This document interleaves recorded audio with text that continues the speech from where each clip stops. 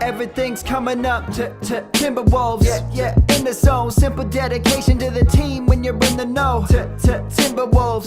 Yeah, in the soul. Lifting all the positivity for the Wolves to grow. So, where we going from here, man? We listen week to week to get the clearest to clear. Recaps, got that. South Cap, got that. Team ads, got that. So tell me what they do not have, huh? How dare you? Foolish question to ask, but I don't mean to go brag. But boy, they got all the stats, and they could go all the way back from KG to Zerbiak. And all I'm saying is that the cast a one-stop shop for my Timberwolves. Timberwolves. Ain't a thing falling, everything's coming up. Timberwolves. Timberwolves. Falling from the autumn, ain't nobody gonna stop them. It's the Timberwolves. Timberwolves. Phonies, you can spot them, they the sheep under their clothes. Timberwolves. Timberwolves. Talk a lot about them, y'all don't really know. Let's go.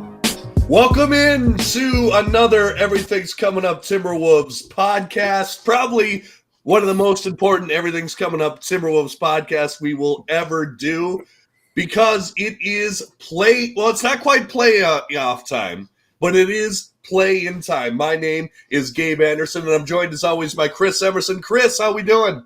I'm doing wonderful, man. It's been a long time since I've been a playoff podcaster. That's true. Absolutely. This is a first for me. So yeah, this is a whole new experience. We did not have a podcast during the Jimmy Butler years, and during the KG years, I was only like 8. So podcasting wasn't really a thing yet. So, and of course, we're joined by Jared Good. Jared, how we doing? Good, man. There's a lot of firsts going on this week. You know, a lot of you guys don't get to see the background stuff that happens here, but I'm always the last guy into the room. We're always waiting on Jared. New time of year, though, playoff time. I was even early today. So, yeah, we are ready to rock. It's playoff time. There isn't a better time of the year, really. Absolutely. Yeah, this will be fun. No matter how it goes, this is going to be a fun week for not only our team, but a bunch of other teams. And I think it needs to be said, as I'll put it right here, but I got to show this. Let's do it. Let's do it, gentlemen. Let's do it. And it's kind of because I remember back the 03-04 years. I distinctly remember the shirts they gave out that said "Beat LA." I was trying to find one for this podcast, but I couldn't find one. I know obviously they were talking about the Lakers back then, but same sentiment. It comes back around. Man, I would love to beat LA, but. Let's talk about the first news of the day. Then we'll get into everything's Clippers, Timberwolves. Big news, and I want to hear you guys' take on this. Chris Finch extended today. Do you like the timing of the Chris Finch extension? Do you like the move to extend Chris Finch? I'm pretty sure I know what you're going to say, but let's talk about it anyway. Chris, your thoughts on extending Chris Finch right before the play-in game? I think there's never a bad time to extend him. I would say if I was the Timberwolves, they know that this is the guy they're going to go with. They know he's done a good job. He should be top 3 in Coach of the Year. The only thing he can do right now is cost us more money. So I would say getting him inked in before we, make a Western Conference Finals run might save us a couple of M's on the contract per year. So I think it's a great move. I don't know if I've ever seen a coach turn a team around quite so quick. I know they do that in hockey a lot, but then the players supposedly stop listening and then the hockey coach is no good anymore. I don't know if that's what it works in the NBA. I've never seen that, but Finch is killing it, and I buy on everything he does until proven wrong. Absolutely. And I mean, I think I saw the stat today. He's already 4th in wins in franchise history, which says a lot about the franchise, first of all, but it also says a lot about Finch too. A lot of short-term coaches, but yeah, for sure. Mm-hmm. Jared, anything to add on that? Anything about Chris Finch or your impressions from really the first full official year of Chris Finch and the extension? Yeah, it didn't surprise me. I think it's a great move. Obviously, a lot of people, fans, even players really love Chris Finch, love what he's about, love what he's doing. And I had just a couple little quick nuggets on Finch. last year this team won 23 games. This year they won 46. It was the biggest improvement in the entire NBA. He's absolutely like we kind of talked about this previously, whether or not we think he would win Coach of the Year, and I think we kind of all agreed that he wouldn't. But he definitely belongs in the conversation. I mean, improving your team, which had 23 wins last year, up to 46 is a phenomenal improvement. And I think my favorite quote of the day, and maybe this is just because I have a little bit of coaching experience, and they always talk about this guy's a real, a hard ass. He makes us run and he makes us do this, he makes us do that. There's two different kinds of coaches. There's a player's coach, and then there's the I'm going to run the day and you guys are going to listen coach. And that's kind of how I've always took it when I talk about coaches. But there was an interesting quote from Kat today. He said, Finch is more than just a coach to me. He's an actual friend. Like, he's a friend of mine. And I thought that was really cool because we really don't hear that a whole lot when talking about coaches. Right. Absolutely, yeah. And you think about Kat's tenure. I mean, how many coaches has he been through? I mean, already. I mean, he went through the Thibodeau area, went through the Ryan Saunders. So any sense of stability for Kat, and I guess young guys like Anthony Edwards and Sue, like just stability around them. I'm sure that we do good. Chris, you had some? Yeah, a couple of things. Like Jared mentioned, friend. It seems like he's just a really good guy. I saw a guy who used to be, I think, the photographer for the Timberwolves said something about he was riding with Finch in a car somewhere for some shoot or whatever, and was just shooting the crap about some X's and O's questions. And he said, Finch, and this is a photographer, mind you, Finch went out of his way to answer every single question, in full detail as much as he could. And then when the guy said that he was, his wife was coming into town, he's from out of town. I guess Finch texted him a restaurant reservation that he made for him, at some nice restaurant, hooked him up with for him. And it's just kind of out of his way stuff that nobody needed to do, but he went out of his way to do it. He just seems like he's a good guy. But one thing you said, Gabe, that I think that struck me is you said in his first year or first whole year. And that's one thing that we don't really know. He made this huge jump, and obviously you can't make a 100% or 200% win total jump every year. It just doesn't work with the numbers. But right, he hasn't had time to really put in fully his stuff yet. I don't think. I know last offseason they said all he really did was defense. All they worked on defense, and he's known as an offensive guy.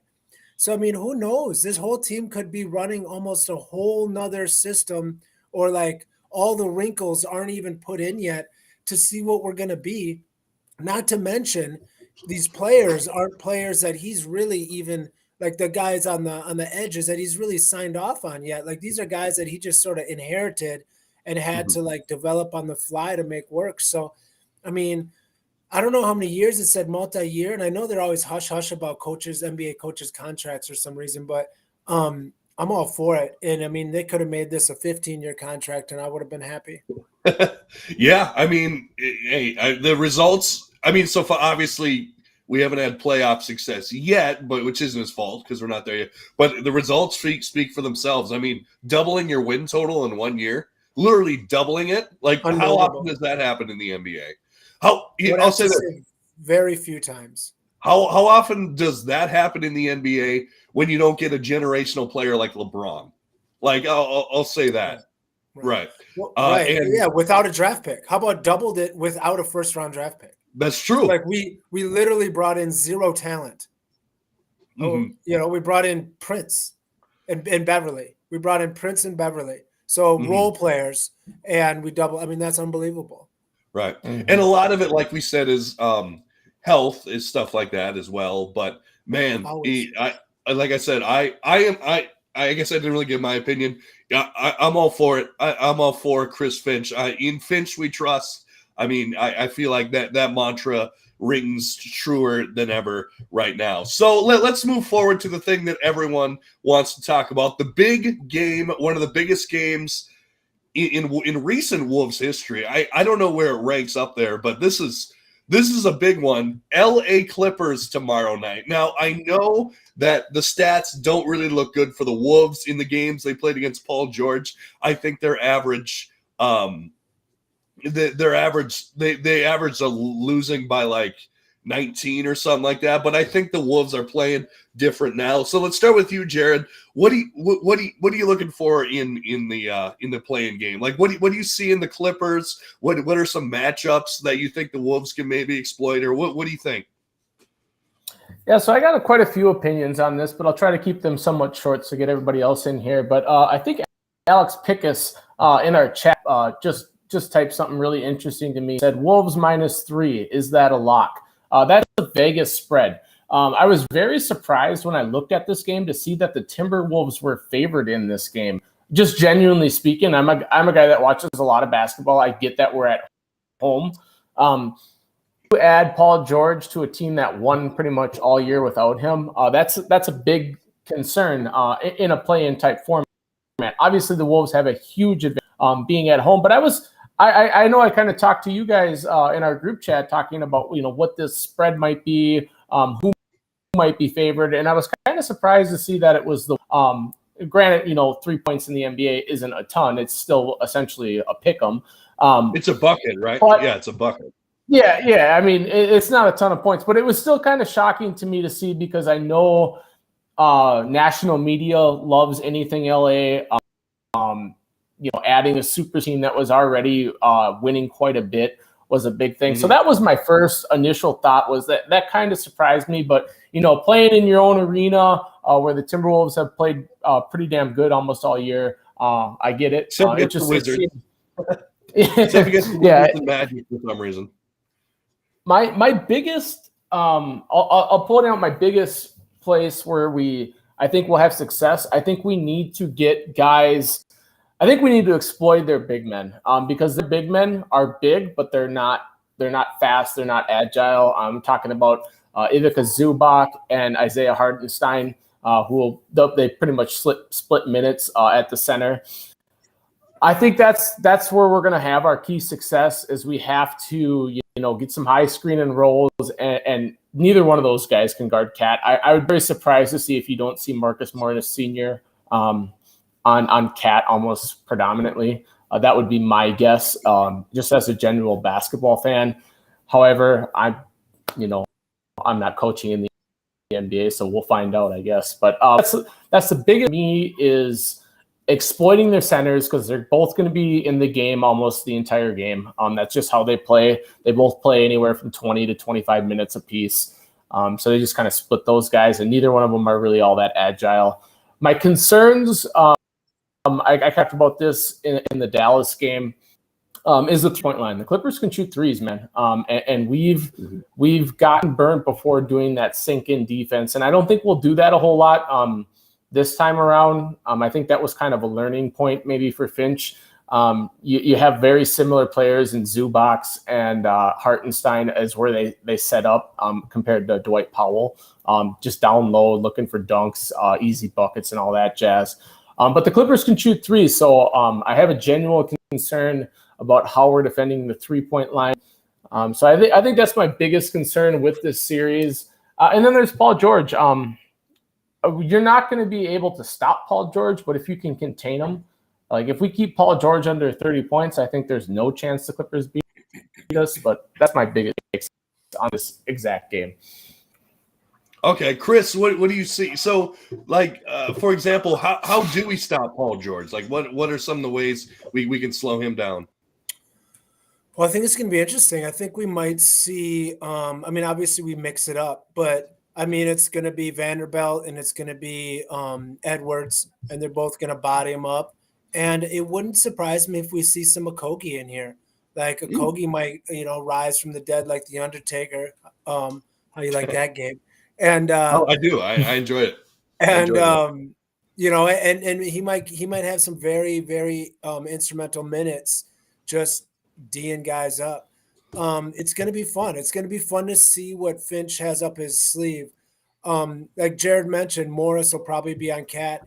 If you remember way back, they were the first team that threw that um, that threw that small guy at Cat and then had the big guy play Vanderbilt because he's doesn't really have any need on offense. So then the big guy can roll over and double. So you play him with a small up front and then have the big guy come behind. And Cat learned how to destroy that later in the year, but at the time it was what crushed us, and we didn't know, and Cat didn't know what to do. So hopefully throughout the year we figured that out.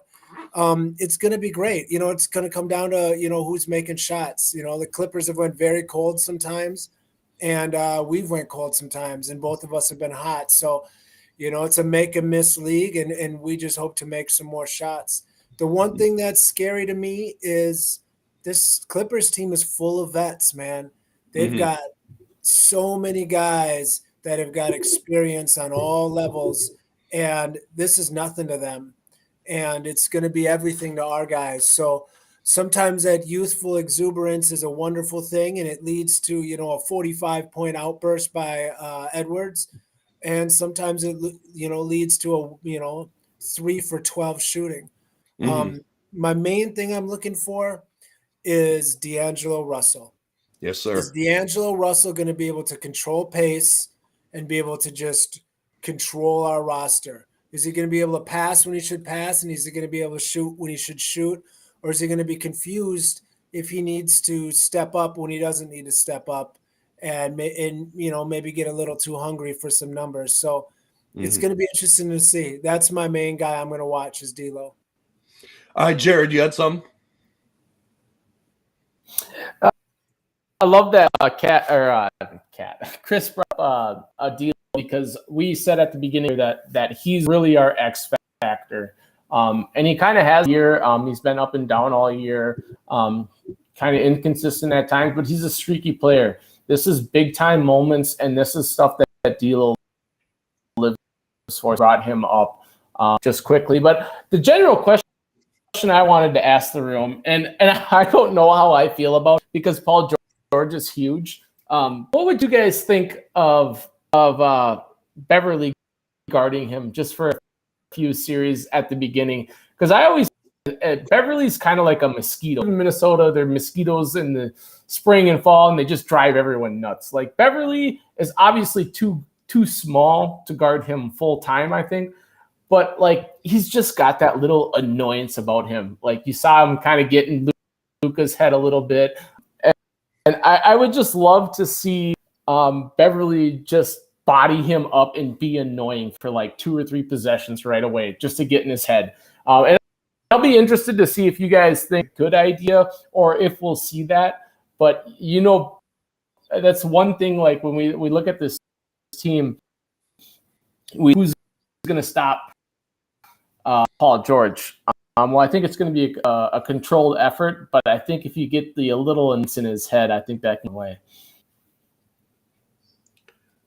I guess I'll go first on this. I don't think that like you were saying, as a long-term plan, that's going to work out just because of the height advantage. And I have watched Paul George these last couple games. He does like rising over people, and that could be an issue. I could see maybe for like 1 or 2 possessions, maybe just to annoy him a little bit. But long-term, I think Vando or Okogie or something like that is probably the better option. But I understand where you're coming from. Just the annoyance factor is I could see. Chris, what do you think? I mean, it's going to happen. What they're going to do is what almost every playoff team does is they take their best player and they'll run pick and roll with whoever the other team's worst defender is to get their worst defender or the matchup they want in the switch. And then they'll do that every single time down the court. That's what I figure this out there. That's what the Clippers are going to do. And that's what most of these ISO heavy teams are going to do in the playoffs is they'll say, okay, who on that roster can we expose? And it'll probably be D'Lo, a lot of it. And they'll put Paul George, whoever D'Lo's guarding, probably who's that shooter, that white shooter kid? Kennard? Kennard? Yeah, it'll probably be something like Kennard in PG pick and roll to get a switch. So D'Lo's on on Paul George, and then Paul George is going to go to work. I'm guessing we're going to see a lot of that. So it doesn't really matter who lines up on him because they just switch him off. I mean, that's just how the playoffs tend to work. Mm-hmm. But Yeah. D'Lo said early in this year, he welcomes that. He said he's watched the playoffs and he sees that they target the weak defender. And he says, if you want to target me, I'm ready for it. He said that in an interview earlier this year when he was being praised for his defense. So here you go. Mm-hmm. Yeah, it'll be a big test for a lot of guys, particularly I think the bench as well. Just kind of keep it, because a lot of times this season the starters would come out and play like 500 ball or something like that, or like it would be close when the bench came in, and then the bench would actually be the spark plug, which I think has been a little different. The recently it's been the starters who have kind of built the lead, and then the bench has kind of been wavering, even though we set the record for, what was it, like 75 points off the bench against the Chicago, which doesn't matter because, I mean, when you're going to see Jake Layman play the entire fourth quarter ever again. So, yeah. Anyway, so a question I wanted to ask you guys is, and you brought it up a little bit too, Chris, how much would you like – the experience is advantage Clippers, obviously, with their vets, but how much do you think experience matters in a game like this? Do you think it's a huge deal, a little bit of a deal, or does it more come down to talent and hitting shots? What do you think, Chris? I would say in this type of play-in format, I would say probably it's always talent. I think it's always talent, but I think like in a 7-game series, I think that's when the vet starts creeping up and knowing, the little intricacies on, okay, this is what this guy's doing. Hey, buddy, this is what this guy's doing to you. This is how we can attack this. I've seen this before. But in a 1-game kind of almost like a regular season game worth all the marbles, you'd like to think talent's really going to push over the top. Mm-hmm. Jared, anything to add on that? What do you think? Do you think experience is a big deal in these kind of games, or is it more like what Chris was saying, more shot making and talent and stuff like that? I think it's I think talent kind of always wins, in my opinion. And like you were saying, you kept talking about getting shots. That's what this game come down to. Whoever makes their open shot win this game. Now, granted, pretty much everyone on both sides of the ball are I would say, are almost veterans in this league. Besides Anthony Edwards, he's the one guy to like look at how he responds to game. In a situation that he's never been in before. Is he going to come out, or is he going to kind of play back and cat type of situations? I think that's my biggest factor. And then you have guys that have done it multiple times. And the two names that come to mind on our side, the one guy on our side and the one guy on the other side is Patrick Beverley and Marcus Morris. These guys have been here multiple times, multiple years, been in the league for a long time. This is all about, and those two are going to be the leaders on their team mentally, anyways. About the Timberwolves a lot, and sometimes when we get lost, we're complaining for calls and we're getting lost mentally. So I think that's a big thing with Patrick Beverley on this team, who's saying, hey, this is how we're going to play. This is the attitude we're going to have. You let me deal with the situations when they get rough, because that's the kind of leadership that he has. I think he's a very important piece on this team. I kind of thought that all year, but like really this type of situation, because a lot of our guys are still young, although they've been there here. This is where you see the veterans kind of shine in a way with leading their team when push comes to shove. Mm-hmm. Absolutely. So I'm looking at, we were talking about D'Angelo Russell earlier. I'm looking at, he's only been to the playoffs one time, and I'm looking at his stats from the playoffs.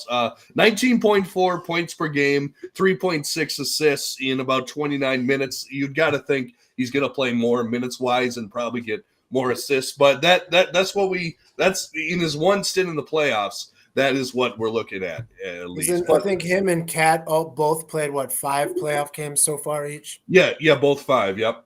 What I'm worried about with Beverly is, I mean, I love him. I love his intensity, but one thing that I think it's easy to get into Beverly's head. And I know he prides himself as getting in other people's head, and that's kind of like his little mantra game thing. But if you ever notice the games when he plays against his, somebody like, let's say, the Clippers, for example, a team that basically told him, we don't think you're worth what you want. You can go find yourself a trade partner. He's always kind of blown up and kind of acted a fool and done stupid things that have actually cost us the game. Or at least he has in a few of them. I remember the last time was that whole out of bounds fiasco where he slapped Luke Kennard's arm and got a technical, and he was saying, oh, he didn't do anything on an inbounds. And then like he was trying to be tricky, like and hold the ball in his face when he was inbound. Oh, yeah. And he ended up turning it over on the inbound pass, and then they got another bucket. So it was like a 3-point swing when we were down like 4 with like a minute and a half left or something. It was like, that was a killer, and that's the kind of stuff we don't need. We don't need the super extra Beverly. We don't need him to try to like take over the game because he's not that guy. We just need him to play hard and pretend like you're playing against like the Hornets, just play hard, play your game. If everyone plays their game, we should be fine. But it's when guys start trying to extend that it gets a little bit bad. I would agree. And even like last night in a game that didn't even matter. I mean, he gets thrown out of last night's game anyway. I mean, like if that happens against the Clippers, like that's a huge loss for us. And like that's a game where I know you're excited for like the bench players and stuff, but there's no reason to get thrown out of that game. Like there's no reason to react like that. And I know some people found it kind of funny, but still, I mean, I don't know. But he's building his brand. That's his brand. He has to build his brand. Yeah, that's true. I don't know. That's true. Yeah. So let's go into this. I think, man, I feel like this is a great opportunity on national TV to have a coming out party. Not almost. I know it's not a coming out party, but this could be the night for Karl Anthony Towns for him to just go bonkers. Sure. Like it absolutely could be. It could be his opportunity to show on a national stage. Now he didn't really get to do it against Houston because I mean that was Jimmy Butler's team. Let's be honest. That wasn't really a Cat oriented team, and then you had Andrew Wiggins and whatever. But if Karl Anthony Towns, first of all, he's got to stay out of foul trouble. That's the first thing, because if he gets into foul trouble, that basically goes down on the rest of the team who start complaining about fouls, and then we know what can happen. But if he can like dominate against Zubac and Hartenstein, I like our chances as well. Chris, anything to add about Cat and his shot to really go off? Yeah. I think if we set the over-under at 1 offensive foul for Cat today or tomorrow, and if he either pushes or is he under, I think we got a good chance at winning. I think it is huge for him because nobody watches the Timberwolves. The Timberwolves aren't known nationally by anybody, and Karl Anthony Towns really isn't either. He's always at he's in the All-Star game or whatever, but he's like the bench guy coming in late when like nothing matters. And when the game gets busy, he's swinging a towel around cheering. This is his time. And depending on who we get matched up in our real playoff series, the narrative isn't going to be in the Timberwolves' favor. And I'm not talking wins and losses. I'm saying if we let's say we go up against the Suns and we beat them, what's the national narrative? What's all sports media's narrative going to be? It's going to be that the Suns choked, and the Suns, lost the series to the underwhelming Timberwolves. And same with Memphis. If we beat Memphis, it's going to be like, Memphis was never really a true 2 seed. kind of were a flash in the pan this year, and they're just not ready yet. Like, it's not going to be like, holy cow, look at this Timberwolves team who's number 1 in the league in scoring, top 10 in defense, forcing turnovers, hustling. It's not going to be like the coming out party for the Timberwolves. So this is the first time that he's going to be able to maybe be like, hey, this is something. So let's hope that we can push it, and let's hope that we can, surprise some people.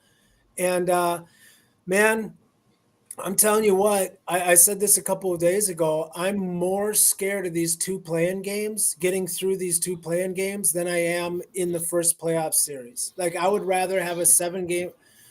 I almost think our chances of a 7-game series versus either one of those top 2 teams is better. At least maybe it's just my own scaredness than getting into the playoffs. I'm scared if we lose this game, man. And if we have to play the Pelicans, especially, we don't match up well with the Pelicans. No. Like, there's a very real chance that we got a 2 more games left in our season if we don't come out and play well. And I'm worried about that. And I think like I said, it comes down to D'Lo, and another huge X factor is going to be Malik Beasley. He's going to have to shoot shots, and he's going to have to hit maybe 50% of them. Like, he's going to have to be, holy cow, this guy's on fire type player to really get us to our top potential. Absolutely. Jared, anything to add on that? Yeah, I love that you brought up Beasley, because, we talk about all the stars that we have, and to me, he is our real X factor. Who's going to lead the bench? Who's going to hit open shots? When I look at the game script of this game, this screams Malik Beasley has a good game. And that's why I typed in a chat, who do you think plays well? And the exact guy that I had in mind. I let you brought it up. I think this is big time. If we win, I think Malik Beasley will have a lot to do with it. And that's no discredit to D'Angelo Russell.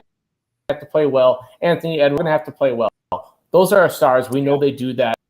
The guys that we're unsure of is our bench. Prince, Beasley. I love Beasley in this game. I think it J-Max sets up for him to just have a great game. Yes. The other thing I wanted to bring up quickly is I was watching ESPN today randomly, and I was dicking around on my phone, wasn't really paying attention. And I think it was Tim Layer that was on today talking to NBA playoffs. And he said, these NBA playoffs are to be the best NBA playoffs that you've ever seen. Because on the East, you have seed in the Nets who are like third out of the entire East because they're that good. But the Cavaliers, who've been phenomenal. And anyways, he was going off about how good all these teams are. And he said the team that the entire doesn't know about is the Minnesota Timberwolves. He said they are such a dangerous team. He said they're such a dangerous team because, one, they have stars, which, I mean, how many 7 seeds have 3 stars? I mean, that just doesn't happen unless you're the Brooklyn Nets, who, I mean, they only have 2 really, but they're probably 2 of the best in the league. But I just love that he was like, we are being slept on from a national media, and we've kind of talked about this quite a bit on our podcast. Like, we live in, I don't know what they call it, flyover states, or not big media. Like even when the Brewers were big in baseball, like nobody really cared because it was, it wasn't a national scene. So I just love that he brought up the Timberwolves. Said that's a dangerous team. Like we said, so say beat the Clippers. Obviously, a big if. We'll know tomorrow. We get to play the Grizzlies. And I think this goes back to what Chris was saying. And he said it a few times. But really, a 7-game series is so different for this team because, one, we're a super streaky team. Opposed to like normally you would say, okay, one team is better than the other. Well, the Timberwolves can beat anybody and they can lose to anybody. And we've seen that all year long. So I thought that was really interesting for him to bring up and say, you know what, and kind of what Chris was saying, if we get in a 7-game series, like, look out, my guys, because I don't think that I don't think that the Grizzlies are really all banging down the wall. And I know a lot of people nationally are kind of higher on them just because Ja Morant's getting healthy and they've been solid all year. Very well coached team, very, very good team. But the team is dangerous, man. They can beat teams. I know Gabe was at 2 Suns games, I believe. We were in both of those. The Timberwolves can beat people, and I love that somebody finally brought it up on a big media source and was like, hey, don't sleep on the Timberwolves. Because I've been waiting to hear it all year. Right, because I think last time we were in the playoffs, it was just like, okay, we haven't been here since whenever, since 2014, since 2004. I felt like we were just kind of happy to be there. And yes, we took 1 game from Houston, but at no point did I think, maybe I said it out loud, but realistically, no point did I think, okay, we're going to upset James Harden and the Rockets. Like I just wasn't there. I wasn't at that point. But I think in this scenario, like we get a Memphis team with a Ja Morant who's maybe not 100% healthy. Who knows? Like he's back, but who knows? I mean, it could go either way. Also, we played well against Memphis. I don't know. I'm optimistic. So let's get into it right now. I want to hear your predictions. Wolves, LA, Wolves, Clippers tomorrow night, 8:30. So you're going to have to I don't know what times you guys usually go to bed, but a little bit later than that. But Jared, your predictions for tomorrow. Who you got? Well, before I give my prediction, I just want to say that I know that we're all kind of night owls, maybe a little bit more than you, Gabe. But 8:30 is the perfect time for me because that's usually the time my wife and kids go to bed. So I'll have the TV on about great. 30, No, more being loud, being loud, watching the game. My wife would probably stomp on the floor and tell me to shut up. But actual prediction. This game scares me. Straightforward. This game scares me. Can we beat them? Absolutely. We're playing at home. Will we beat them? That might be a different question. I think it comes down to the biggest thing for me is it all comes down to who hits their shots. Both of these teams are very, very good offensively. I'm going to beat them. You know what? I'm going to say D'Lo's going to come out. He's going to have about 18 to 22 points. Edwards is going to get 20. Cat's going to have 20, and then the difference maker of the entire game will be Malik Beasley hitting anywhere from 4 to 6 threes, and that'll be the reason why we win. Hell yeah. Chris, who do you got? Man. No, you can be honest. I know. I don't know. It's just I just don't know. One of my favorite things about this game is they're like, hey, Minnesota Timberwolves, home game, way to go, home playoffs versus LA. But since we don't really give a damn about you, you have to play it on LA time, though. Is that cool? Yeah. Like you could have the home game, but it has to be actually on LA's time because, sorry, guys. Like, that's BS, dude. Like, for our guys to be ending a game at midnight, like, for our players, like, that's stupid. But whatever. That's a whole nother NBA money deal. But are we going to win? Do I think Reggie Jackson is going to have a great game? He's their X factor for me. I think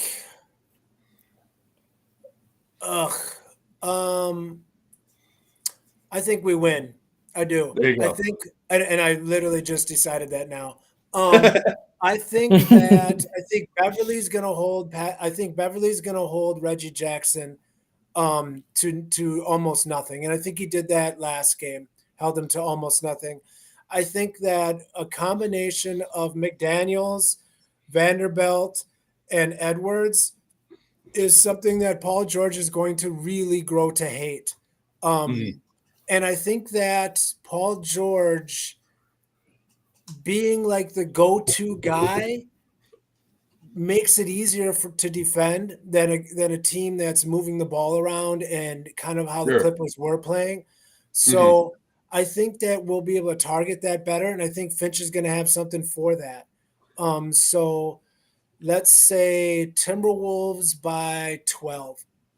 Oh, a double-digit win. I love it. I think we either win by double digits or we lose by double digits. I don't think it's going to be close. Okay. Interesting take. Well, my take, I'm actually going to be in attendance for the game. I found that out yesterday, which I am on cloud nine about. What's this? What's the saying we got right now on the towels? Is it howl yeah? I think that's what it is. Howl yeah, baby. I think so, but enough with the towels. Like me and my dad were talking. Can we get some shirts up in this mofo? Some Like, shirts? Yeah, some Get shirts. some Like thunders going or what? No, They're I always want the every worst seat to have a size. shirt on it. But they're the worst size. They'll be like Yeah, that's true. and it always have like some like stupid logos on it for some company like like Wells Aurora or Fargo something. Yeah. so you can't wear it. But either way, if you get a towel, you can hang that in the background though. That'll be That's like true. Oh, that's a good point. Oh, I do have one from well, unfortunately it's from the Wizards game. But anyway, I do have one. But okay, so prediction, I gotta go Wolves here. Like I have to. Like it's one of the biggest games that I can remember. It's one of the games that I have been most excited to go to. And man, I think they can crazy. Yeah, that place is going to be insane. I know Jim Peterson. Live stream from the game. I want to see it. I will. I'll do that. I know Jim. I know Jim Peterson says it all the time, and I know it's a hockey state too. But this is a basketball state.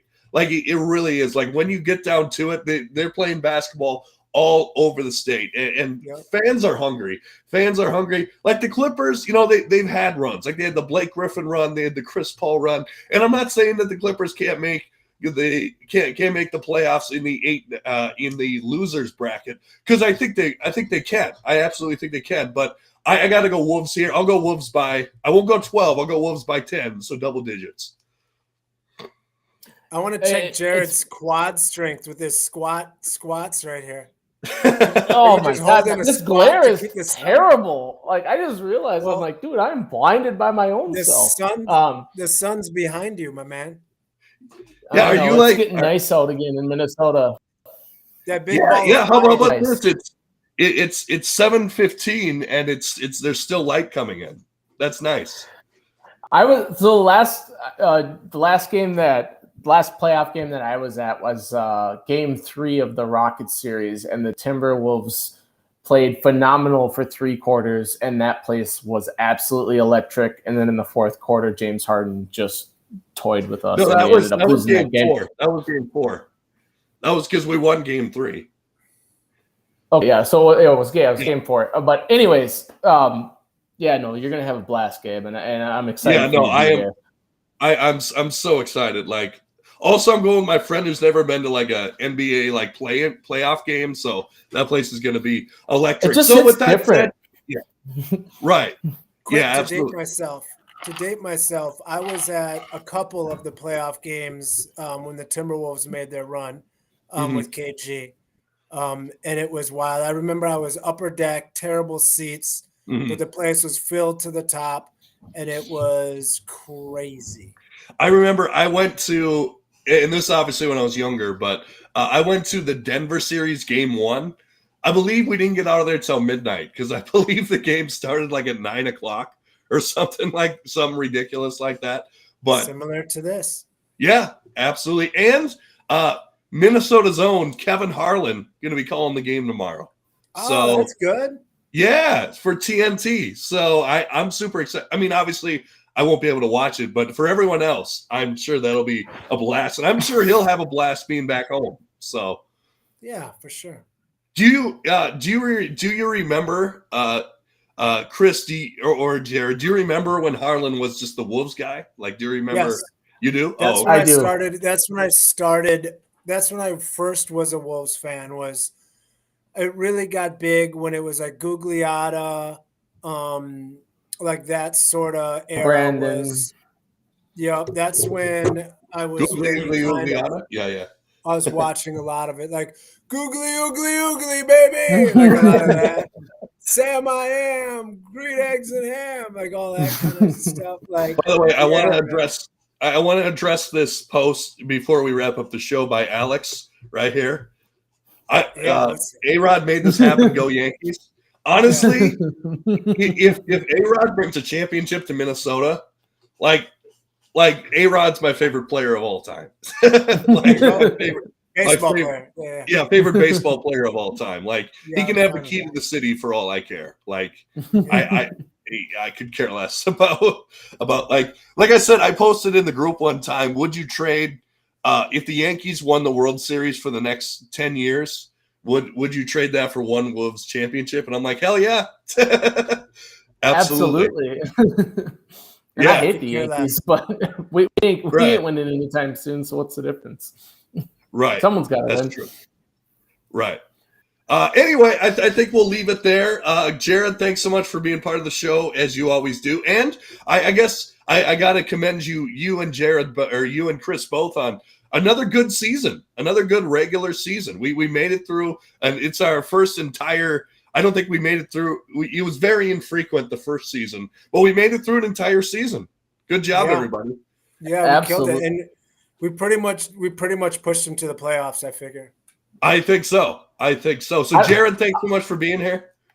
Absolutely. I don't know who in the organization is listening to us three stooges talk, but somebody is, because they take a lot of what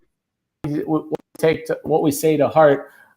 Somebody's listening. I don't know who it is. It might be Balmero in a different language for all I know, but somebody's listening. Yeah, playoff time, really big game tomorrow. I just hope that everyone gets to sit down and enjoy it. Like, if you live in Minnesota and you're not an average Timberwolves fan, tune on tomorrow's game. Support this team. That's what they've been asking for pretty much since we've had the new era. Just sit down and watch a Timberwolves game if you've never done it before. Like, they're a good team. Just sit down and enjoy the game, man. That's really all I got to say. Absolutely. And Chris, thanks so much once again. Yeah, no problem. Enjoy your day, man. It's going to be a beautiful time for you. Soak it in, man. It's going to be wild.